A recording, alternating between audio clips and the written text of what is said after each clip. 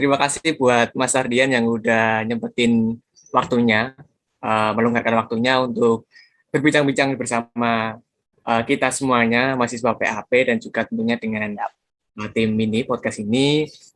ya. Juga selamat kembali menonton bagi teman-teman mahasiswa yang mungkin udah menonton ketika podcast-podcast yang lalu yang udah kita buat kemarin-kemarin mungkin udah lihat dan mungkin bisa menangkap apa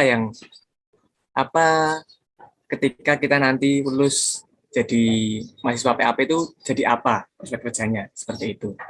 Dan juga aku juga meminta kepada teman-teman yang mungkin bisa like video ini juga. Jangan lupa juga subscribe buat channelnya juga, mungkin share juga ke teman-temannya biar banyak yang nonton dan banyak juga yang tahu bahwa PAP itu juga seperti ini, bisa uh, alumni-alumninya pun dapat berguna dan juga mendapat pekerjaan yang lebih baik dan juga pastinya berkualitas. Udah seperti aja, langsung aja Mas. Perkenalkan Oke, nama Isbika oke. angkatan 2019 dan juga saya juga berkecimpung di Madistra, juga mengurusi Madistra di tahun lalu jadi staf dan pada tahun ini ya diamanai sebagai ketua umum di Madistra tahun ini. Dan juga teman-teman pasti juga udah tahu, udah mungkin udah bosan juga dengan muka saya ini, atau mungkin yang belum kenal bisa uh, mampir ke IG ku ya, silahkan saja nanti mungkin di bawah ini ada link di deskripsinya buat IG saya, nggak apa-apa nanti monggo ya bagaimana. Kan sudah aja ke Mas Ardian nih, silahkan Mas untuk perkenalkan Siap. adik-adiknya sih mungkin ya ini. Ya, ya, ya. Nah, ini jangan bilang adik-adiknya. Ini kalau saya kayak gini nih berasa seusia. Oke oke. Oke. Ya, halo teman-teman DAP semuanya. Perkenalkan, nama saya Ardian Wicaksono Manguti. Saya angkatan 2013. Itu angkatan peralihan ya. Angkatan peralihan di mana program studi pendidikan administrasi perkantoran itu mulai dilahirkan atau mulai muncul sebagai salah satu program studi yang berdiri sendiri, tidak itu bergabung dengan pendidikan ekonomi. Nah, saya saat ini kesibukannya yang pertama jelas mengajar ya, karena saya memang dari awal ingin banget atau punya keinginan untuk bisa berkecimpung di dunia pendidikan dan salah satu sarana saya untuk mencapai itu ya saya berada di program studi pendidikan administrasi perkantoran ini seperti itu. Terus untuk apa ya uh, jelasnya ya, sama saya domisili ini ya lupa domisili saya ini ada di Kartosuro, di lebih tepatnya di Gumpang. Mungkin ada teman-teman yang rumahnya di daerah Kartosuro, Gumpang atau Sukoharjo ya ketemu sering lah apa namanya mungkin saya berkeliling di area Suraya dan sampai saat ini belum ada keinginan buat keluar dari wilayah Solo karena memang kebetulan alhamdulillah rezekinya masih ada di sekitar Solo dulu seperti itu. Oke, mungkin itu sedikit perkenalan dari saya. Nanti kalau ada perkenalan lebih lanjut, kalian bisa juga follow Instagram saya, Ardian Wicaksono P. ARDHIAN. Berarti pakai H ya. Wicaksono P. Itu nanti apa namanya? Ya sedikit sekelumit kisah ya, kisah kehidupan ya. Walaupun tidak penting tapi setidaknya bantu-bantu follow juga nggak masalah. Itu mungkin perkenalan dari saya Mas. Monggo dilanjut lagi yuk. Oke ya, terima kasih Mas ya. Mungkin teman-teman juga udah kenal ya, ini namanya Mas Ardian. Eh, juga Mas Ardian ini juga alumni dari PAP dan juga sekarang ini juga searah dengan fakultas kita sebagai pendidik ya. Karena Ya, kemarin juga sempat ada informasi dari Pak Sigit bahwa Mas Ardian ini mengajar di SMA Sugarjo ya Mas ya? iya Atau di SMA Negeri 1 Polokarto. oh gitu, oke. Ya, Jadi agak jauh dengan perumahan ya Mas ya? Nah, dari nggak masalah. Oh, cuma dulu aja aku kuliah di UNS juga nggak ngekos. Tetap oh salah. iya. Jadi cuma tinggal, alah maju dikit aja ke timur. Ngapain ngekos, gas terus aja. Oke. Sebelum itu sih Mas, sebelum ke sekarang pekerjaan sekarang profesi sekarang, saya mau bertanya sih Mas berkaitan dengan kuliah terlebih dahulu. Dulu tuh Hmm, kok berkeinginan masuk ke UNS tuh apa yang jadi alasannya gitu. oke.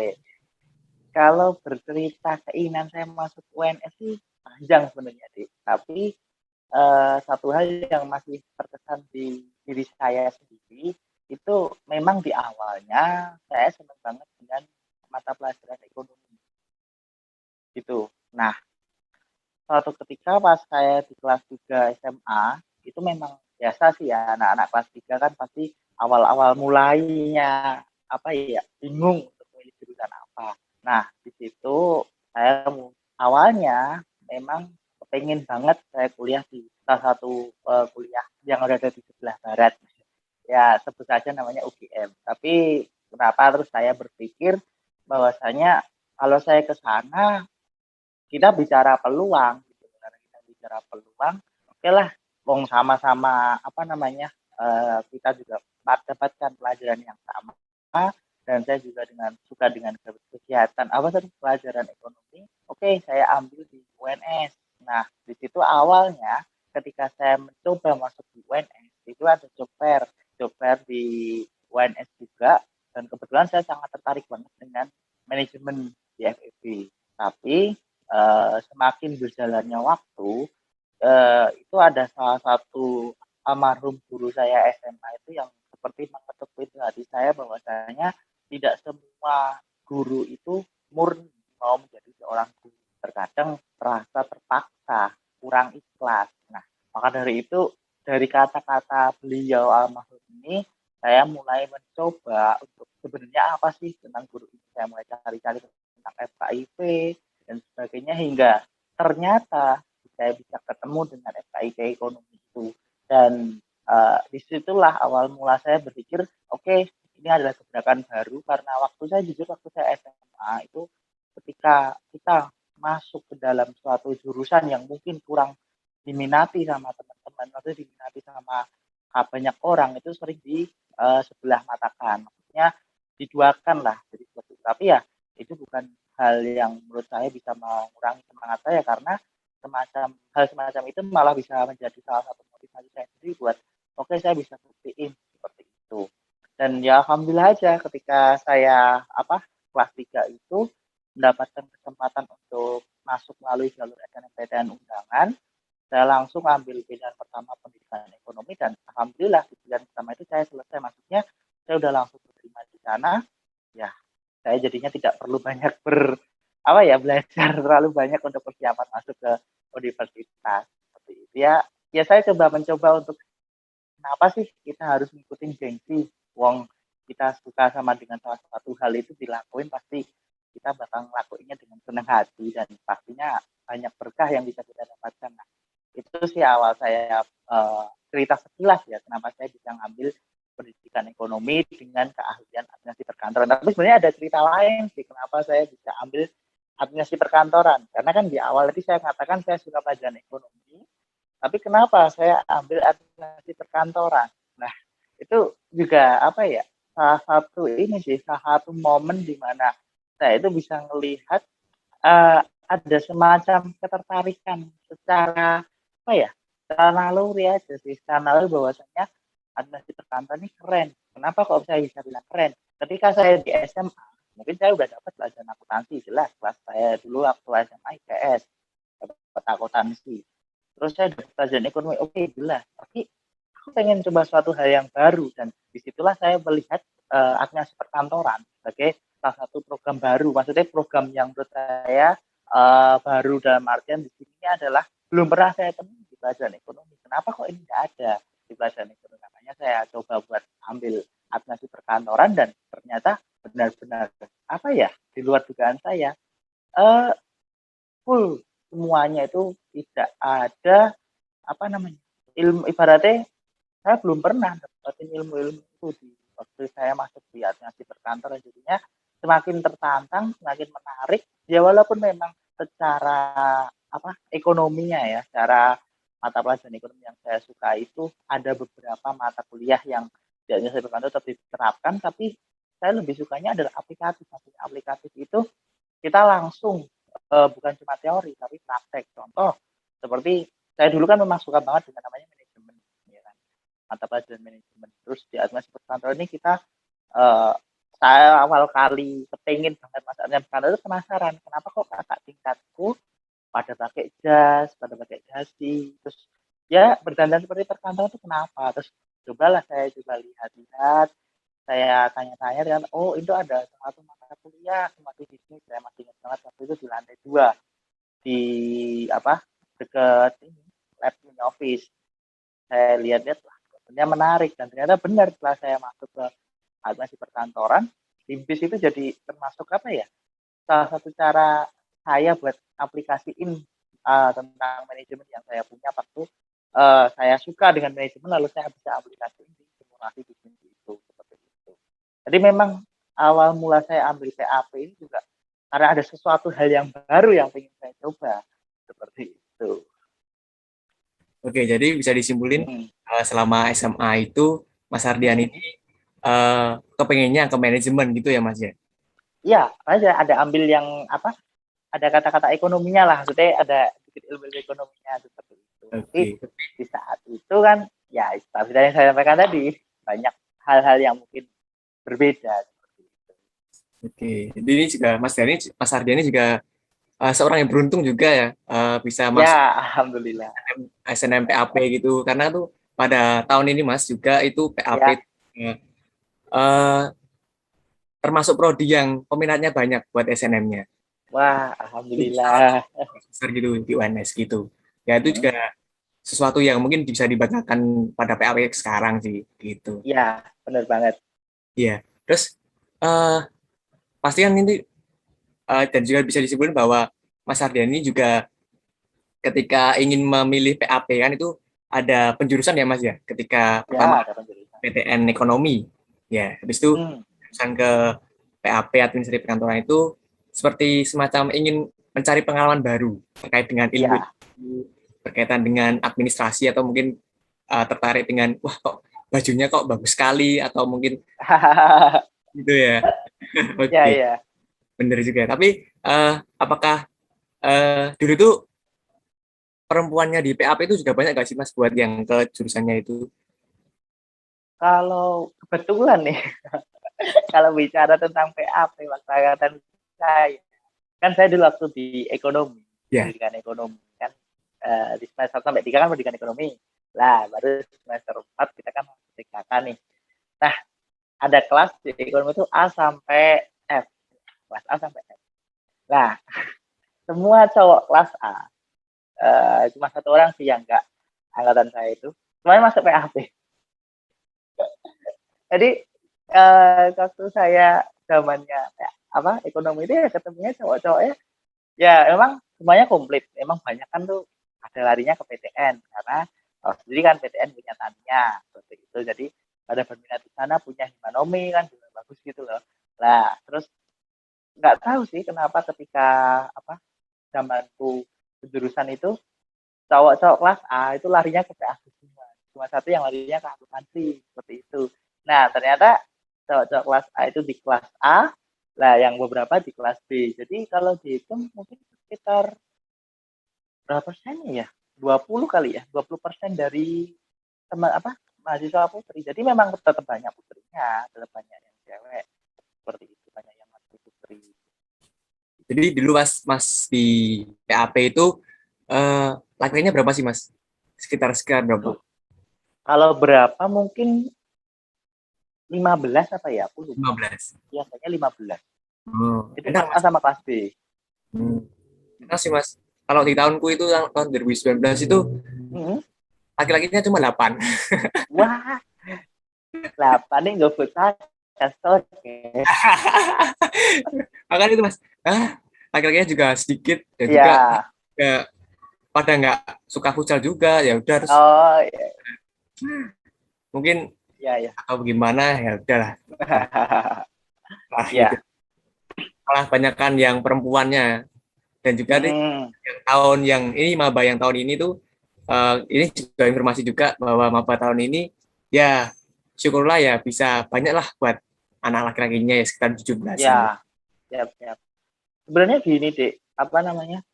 Kalau melihat ya, karena setelah pendidikan administrasi perkantoran ini menjadi salah satu program studi, anak-anak SMK terkhususnya itu mereka semacam mendapat kesempatan buat mencoba untuk kuliah S1 di pendidikan administrasi perkantoran seperti itu. Karena dengan yang kamu sampaikan bahwasanya angkatanku cuma 8 nih. Waktu magang saya PPL itu satu kelas, cowoknya cuma satu pun juga separuh.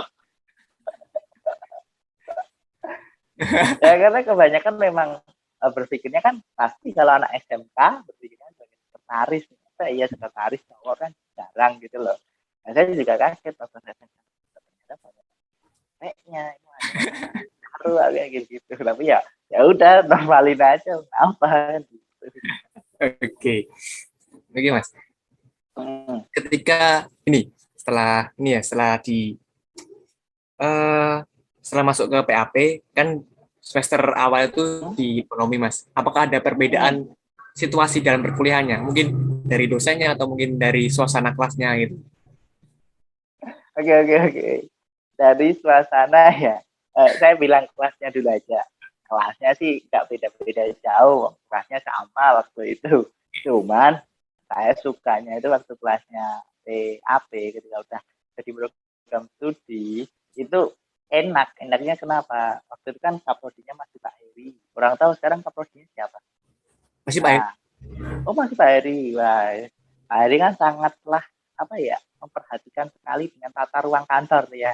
Karena kan beliau sendiri yang menulis buku tata ruang kantor. Benar. Nah, di situ saya berpikir itulah di mana saya merasakan kuliah mulai berbenah, maksudnya kelas mulai dibenahi, di mana semacam tata ruang kantornya diperhatikan, terus fasilitas ditambah. Dulu AC, iya dulu nggak ada AC, jadi AC itu cuma beberapa tempat aja dan itu pun lebih banyak kipas anginnya. Tapi waktu zaman prodi PAP ini naik jadi maksudnya PAP ini jadi administrasi perkantoran jadi prodi, nah itu mulai fasilitas sudah nyaman, terus ruangan nggak pernah terbuka dalam artian tuh setelah saya pakai kunci kembalikan, LCD bagus, gak usah otong-otong, gak usah bawa LCD ya. Kalau dulu mah ya pas zaman waktu saya awal-awal semester tuh kuliahnya di gedung C ya bawa LCD sana kemari. Terus juga aku pikir ya kalau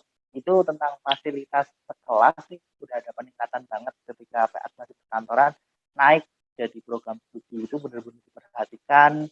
Ya menurutku nyaman banget sih di situ dan ada juga beberapa apa ya semacam kayak kita itu benar-benar dibuat jadi green campus karena kan memang dulu gencar-gencarnya UNS dibuat mencanangkan program green campus kan ya, jadinya waktu itu di PAP pun juga di setiap ruangan, di luar ruangan selalu diperhatikan banget kehijauannya itu untuk terkait dengan kelas suasananya. Nah kalau terkait dengan dosen beda banget aku mau bilang beda banget gitu, bukan dalam artian gini ya, kenapa kok saya bisa bilang beda banget, kebetulan saya ini adalah ketua tingkat atau ketua kelas umur hidup di pendidikan ekonomi. Jadi ini saya sekarang itu data aja, Mbak Menona ini kan di AP YouTube gitu kan, teman-teman sangat itu ya tahu gitu. Dari awal semester 1 pendidikan ekonomi saya sudah dipilih jadi ketua kelas, di PAP di ketua kelas, sampai saya lulus jadi ketua kelas, sampai sekarang pun kalau masih nongkrong masih dipanggil Kak. Sama kaprodinya. Iya. Ya itu bener, juga suatu nilai plus sih Mas juga pada tahun ini juga, pada ya beberapa tahun kebelakang ini, bahwa ketika kita lihat di prodi lain ketika sedang belajar atau mungkin sedang perkuliahan di kelasnya gitu ya gak nyaman gitu Mas, terutama di bagian AC gitu yang paling juga kan AC gitu. AC-nya itu kemudian AC-nya tuh juga nggak terlalu dingin, itu juga suatu yang mungkin bisa dibilang di PAP itu lebih beruntung gitu. Iya, benar. Sekarang dan juga semuanya itu juga diperhatikan gitu. Sampai-sampai kabar-kabarnya juga kemarin Imadista, sekretnya Imadista tuh aplikasi AC. Itu dari zaman saya kayaknya. Oh ya. Mohon maaf. tapi ya nggak masalah. Karena juga sekretnya itu juga berbeda-beda juga Mas. Kan kemarin tahun-tahun kemarin ada di dekat ruang baca ya Mas itu. Ya benar. Sekarang dipindah sama Pak Heri itu di sebelah sebelah mana ya? Sebelah dekat lab keyboarding yang sebelah Oh sana ya, benar-benar. jam situnya gitu. Sekarang itu yang buat yang sekre yang dulu itu dibuat ruang baca biar lebih luas lagi gitu. Oh gitu. Siap, siap. Mas seperti itu. Hmm. Oke. Juga berkaitan dengan dosen, Mas. Apakah ada Hmm. dosen yang berkesan sih, Mas, ketika di ekonomi atau mungkin di administrasi perkantoran yang mungkin memberikan sesuatu yang pengalaman yang baru bagi Mas Ardia? Berkaitan dengan dosen. Pengalaman baru. Ya, dosen. Oh, dosen. Ya, Kalau dosen, yang ber ya saya dapat pengalaman baru, Bang. Pengalaman banget sih apa di administrasi perkantoran. Kenapa kok saya bisa bilang gini? Yang pertama, di administrasi perkantoran kebetulan saya kan sebagai ketua kelas juga. Saya berhubungan dengan dosen semuanya. Terus alhamdulillahnya saya juga pernah ikut dari asisten asisten dosennya Bu Widi, Prof Widi. Terus habis itu juga sering banget kan ada Mbak Dila, ya kan? Terus ada Mas Sigit itu, terus admin tercinta kita Mas Budi, ya toh. Nah, itu kan ya benar apa ya? Bikin bener-bener nyaman, bahkan sampai kita dulu pernah kerja bareng buat akreditasi prodi kan awal-awal ketika eh, program itu di tingkat master kantoran berdiri kan jelas pasti butuh akreditasi lah, itu masih ingat banget sampai jam 1 sampai jam 2 malam di prodi buat kerjain itu bareng ya. Aku berpikir pengalaman hebatnya tuh di situ karena kita cara apa ya, cara status mungkin mahasiswa dan dosen dan mahasiswa tetap saling menghormati, tapi aku merasakan di situ bukan dosen mahasiswa tapi lebih ke ayah ibu sama anaknya, jadi ya udah kita bisa saling menghargai satu sama lainnya seperti itu. Dan pengalamanku dengan dosen, maksudnya dengan dosen di PAP ini benar-benar aku berpikir bahwasanya ketika apa namanya berada di PAP ini aku bisa ngerti, oh kayaknya kegiatan seperti ini. Oh ternyata bener nih apa kita harus ikut organisasi, bukan berarti kita mau cari muka enggak, tapi cara kita buat bisa bergaul dengan orang banyak seperti itu. Jadi benar-benar ada manfaatnya banget gitu loh, nggak cuma kuliah pulang seperti itu. Oke, jadi uh, beruntung nih juga Mas Ardia juga menjadi ketua tingkat dan juga mungkin jadi ketua Himadistra, jadi lebih dekat dengan prodi gitu ya, Mas ya. Iya, Sama kayak Budi. kayaknya ini sama itu mungkin mbahnya yang apa yang sering bersih bersih yang perempuan itu, Oh, aku itu udah ya. lupa namanya. Itu kayak ya hampir sama lah gitu.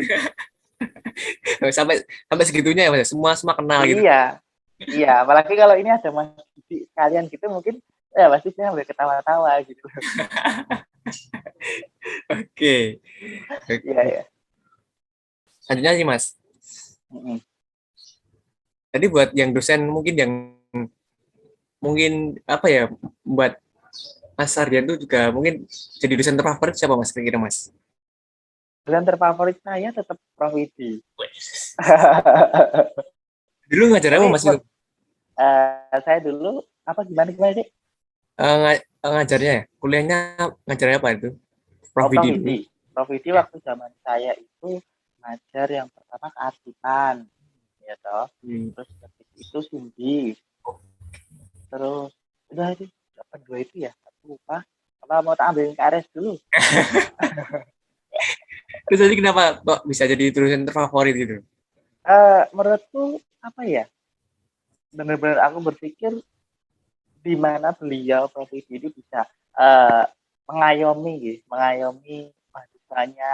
Terus itu juga kalau misalkan kita dari mahasiswa ini ada mungkin yang salah atau apa, itu masih bisa ibaratnya ditegur lah, ditegur itu masih dalam artian nggak langsung dimarahi, dicari dulu penyebabnya. Jadi menurutku sih ya humble sih, walaupun sebenarnya kenapa saya bilang bukan profesi, ya mungkin karena di saat itu saya paling dekat dengan profesi, di mana saya juga jadi asisten dosennya beliau dan juga saya juga mahasiswa bimbingannya profesi. Tapi di luar itu semua, menurut saya semua dosen di apa di kalangan perkantoran itu sama, maksudnya sama itu ya banyak favorit gitu loh dibandingkan dengan program studi yang lainnya. Memberi nilainya juga gampang, Mas. Apanya? Memberi nilainya juga gampang. Nilai gampang, semuanya gampang. Masalah nilai itu sebenarnya nggak bukan bukan hal yang apa ya, bukan hal yang perlu kita takutkan. Ya, benar Mas, benar. Yang penting nilai itu kan seperti bentuk tanggung jawab ya. Apa kita udah berhasil melaksanakan kewajiban, berarti kita dapat hak gitu. Nah, kalau misalkan maaf nih nilainya mungkin C apa gimana ya, kembali lagi tinggal kita berani nggak stick up menanyakan kenapa bisa C, bukan malah terus wah ini mah C itu ya baliknya. Nah itu bisa sih maksudku, selama masih ada kesempatan kita buat bicara, ibaratnya bahasa apa ya, bahasa gampangnya banding lah, banding nilai kenapa kok dapat ini, itu betul nggak masalah toh. Misalkan dosen pun juga bakal ngerti gitu loh, oh sebabnya seperti ini ya gitu kan. Kadang banyak tuh kan teman-teman ketika misalkan nggak maaf nih denger dosen, misalkan contoh dosen A, wah kasih nilai ngeri banget sih kudu ini enggak, ya tergantung dari kitanya aja seperti apa. Wong kita di kelas misalkan main HP terus, tidur mungkin, atau nggak pernah ngerjain tugas, ya mau gimana dapat nilai bagus kan Benar, benar. gitu loh. Benar. Oke, jadi sempat sih tadi Mas Ardian bilang kalau jadi asdos itu. Asdos itu Hmm. apa sih Mas? Mungkin teman-teman kurang tahu sih seperti apa Oh asdos itu gitu tugasnya, atau mungkin ya. dipilihnya seperti apa gitu. Kalau asisten dosen sebenarnya cuma ini sih, membantu bapak ibu dosen itu untuk melaksanakan perkuliahan seperti itu. Jadi contoh misalkan nih, ketika saya kan waktu jadi asisten dosen simulasi bisnis. Simulasi bisnis itu kan benar-benar praktik ya, praktik. Kita mahasiswa satu kelas itu dibagi jadi 5 sampai 6 kelompok, diminta untuk membuat simulasi perusahaan. Nah, disitulah ibaratnya kan banyak karena praktek dan butuh pengawasan, butuh pengamatan. Maka dari itu disitulah hadir asisten dosen. Maksudnya di sini buat membantu bapak ibu dosen untuk melaksanakan perkuliahan tersebut. Dan Hmm, mungkin kan biasanya juga dosen kan tidak cuma mengajar, maksudnya juga ada kepentingan-kepentingan lain di luar kampus, seperti contohnya pengabdian atau apalah. Itu bisa jadi kita membantu sebenarnya supaya tetap ada perkuliahan di kampus itu seperti itu. Tapi selama saya jadi asisten dosen itu lebih banyak saya membantu Prof Didi untuk melakukan pengamatan terkait dengan kegiatan simulasi bisnis yang dilakukan oleh para mahasiswa. Oke, jadi itu tadi ya buat asisten seperti itu teman-teman. Mm-mm. Itu juga ya tugasnya juga membantu dosen untuk mungkin Ya, perkuliahan biar lebih enakan juga, lebih dekat dengan teman-teman benar, gitu ya. benar. Ini loh Mas, setelah kemudian ini setelah perkuliahan kemudian ditugaskan untuk membuat skripsi itu, Iya, setelah setelah menunaikan beban itu skripsi itu, terlintas apa ya, pertama kali terlintas di benak Mas Ardian atau di pikiran Mas Ardian itu apa setelah setelah selesai sidang kemudian wisuda itu, terlintas pertama kali itu apa Mas? oke. Setelah sidang, setelah wisuda, ya saat itu pasti semuanya akan berpikir siapa ngapain. Nah, itu pasti, itu pasti. Maksudnya dalam artian gini, ini udah selesai tanggung jawab kita sebagai mahasiswa, udah dikatakan lulus ya, udah punya gelar. Awal pertama kali saya bangun tidur ketika setelah wisuda itu, saya mau ngapain ya? Gitu. Pertama kali itu seperti itu.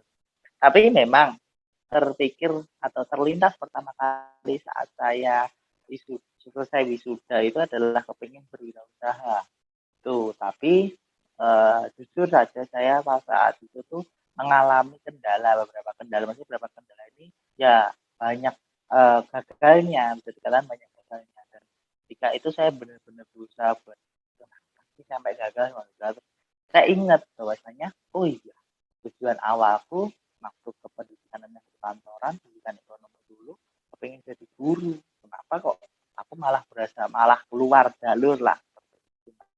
Dari itu saya berusaha buat oke, saya akan ke sana lagi mencek sesuai dengan tujuan saya awal.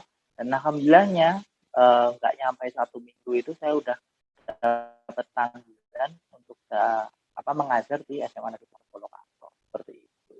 Jadi memang awal terlintas kita pasti habis wisuda itu kepengennya foya-foya atau mungkin main kemana aja atau apa. Menurutku sih itu boleh bagi euforia kita untuk merayakan keberhasilan kita. Tapi satu hal yang perlu kita tahu bahwasanya diingat lagi tujuan awal kita melakukan perkuliahan itu apa. Misal contoh ada yang bertujuan kepengen ngebantu orang tua, kepengen orang tua itu bangga dengan kita, ya udah buat aja apa yang bikin orang tua kita bangga. Jadi ya memang ibarat kata bisa dikatakan awal terlintas saya pas selesai dari wisuda itu memang wirausaha karena saya dikelilingi dengan banyak orang yang berwirausaha muda. Tapi ya karena saya yakin itu bukan tujuan waktu saya